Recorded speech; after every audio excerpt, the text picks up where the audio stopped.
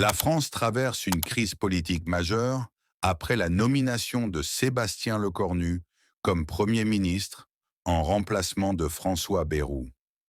Cette décision, imposée par le président Emmanuel Macron, a surpris la classe politique et les partenaires internationaux. Lecornu, ancien ministre des Armées, incarne une ligne plus dure et sécuritaire. Son arrivée au pouvoir est perçue comme un virage stratégique visant à renforcer l'influence militaire française, notamment dans les dossiers sensibles liés au Sahel, à l'Ukraine et aux tensions avec l'Algérie. La réaction algérienne ne s'est pas fait attendre. Alger a vu dans cette nomination un affront diplomatique, d'autant plus que Lecornu a annulé plusieurs décisions de coopération prises sous Bayrou.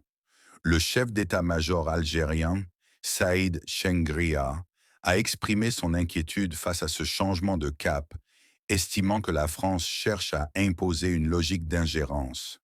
La tension s'est accentuée avec l'affaire du romancier Boualem Ben Saïd, dont l'arrestation en Algérie a suscité des critiques à Paris. Lecornu a adopté une position ferme, en dénonçant ce qu'il considère comme une atteinte aux libertés, tandis qu'Alger y voit une instrumentalisation politique. En parallèle, des figures françaises comme Bruno Retailleau soutiennent cette nouvelle orientation, affirmant que la France doit réaffirmer son autorité et sa souveraineté, même au risque d'ouvrir une crise durable avec Alger.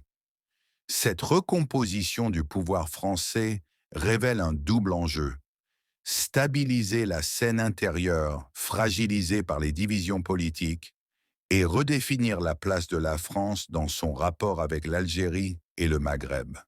Un pari risqué qui pourrait redessiner l'équilibre des relations entre les deux rives de la Méditerranée.